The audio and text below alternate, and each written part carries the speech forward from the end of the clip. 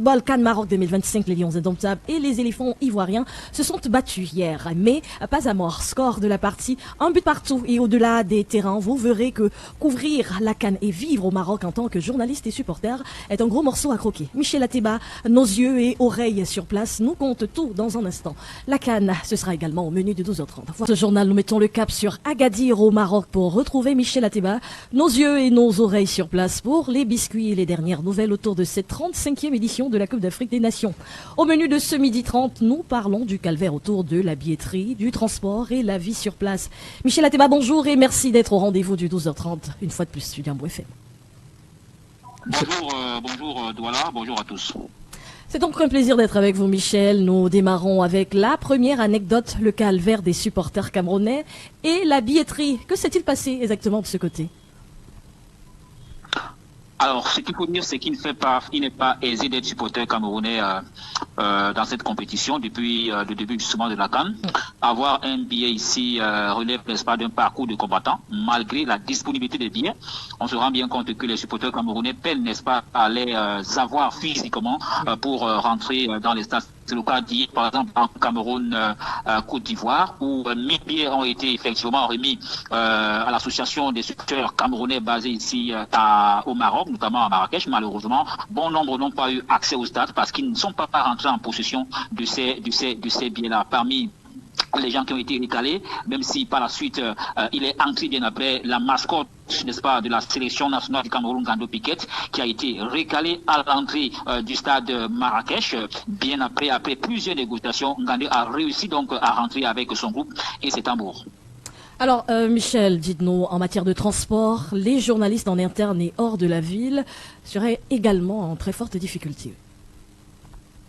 Oui, il faut s'armer de beaucoup de courage, mais surtout avoir les poches pleines. La Confédération africaine de foot jusqu'à présent, malgré, n'est-ce pas, quelques petites dispositions, on a l'impression que le flot de journalistes ici a donc débordé, n'est-ce pas, ces dispositions-là. Nous sommes à peu près 5400 qui avions demandé l'accréditation. On se rend bien compte que le transport en interne, on va le dire ainsi, pour les journalistes n'est pas aisé. C'est ainsi pour quitter d'un point à un autre, ou alors pour quitter d'un site à un autre, il faut, n'est-ce pas, avoir une poche, on va dire, il faut avoir...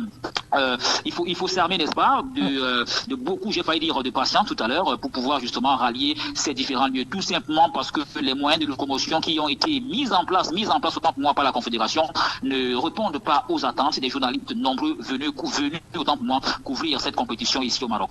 Alors, il paraît, Michel, que la vie de ce côté pendant cette CAN est un véritable chemin de croix, tant pour vous les journalistes que pour tous les supporters de ce côté. Effectivement, écoutez, cela va sans dire que une compétition comme la Coupe d'Afrique des Nations appelle beaucoup de monde dans un pays. L'inflation des produits est, n'est-ce pas, à un niveau un peu plus élevé, raison pour laquelle il faut avoir plusieurs sur soi pour pouvoir, n'est-ce pas, se procurer un plat, ou alors pour pouvoir, n'est-ce pas, se confectionner soi-même un plat chez soi.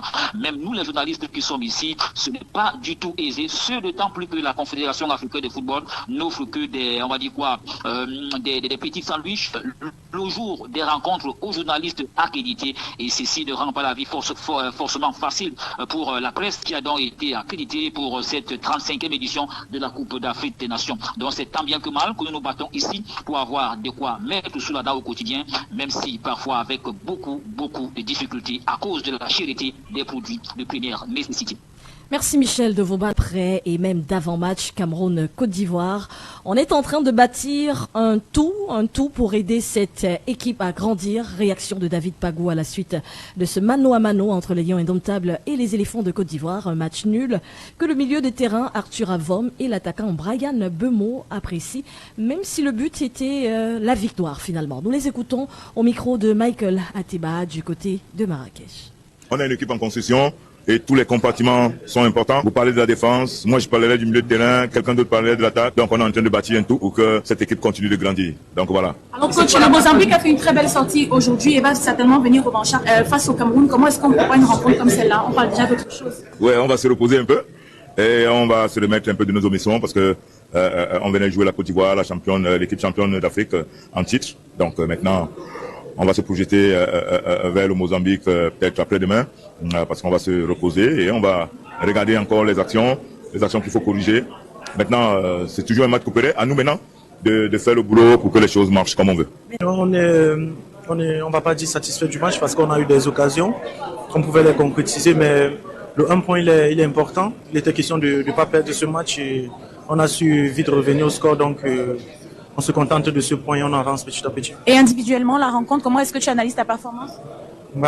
Assez mitigé parce que je trouve que j'ai fait de bonnes choses.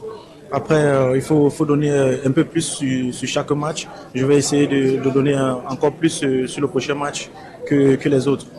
Non, bien sûr, c'était un match très attendu. Après, je pense que les deux équipes ont livré un beau combat. C'était un très beau match à jouer et je pense aussi à regarder.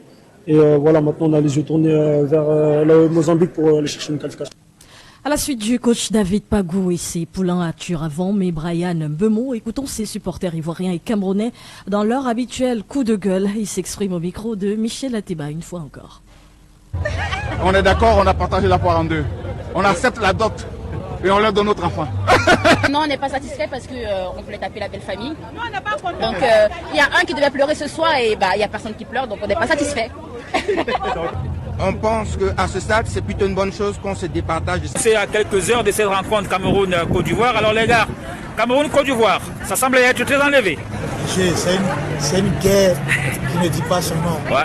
On doit découdre aujourd'hui. Tout va se passer. Tout va se passer. Tout va se passer. Voilà. Juste toi, comme c'est la belle famille, on l'a reçu à Marrakech. Ou juste les 2-0.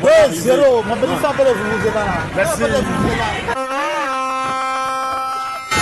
Merci. Donc pour vous, la victoire est ivoirienne. Ça c'est obligatoire. Cette victoire vient chez nous.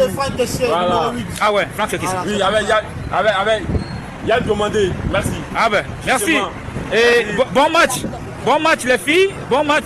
Voilà, vous aussi votre pronostic c'est quoi? 2-0. 1-0. 4-0. 4-0. Oh ben non. Ah ben non madame, 4-0. C'est énorme ça. 2-0. Ah voilà, 2-0. Très bien, c'est suivi. Merci.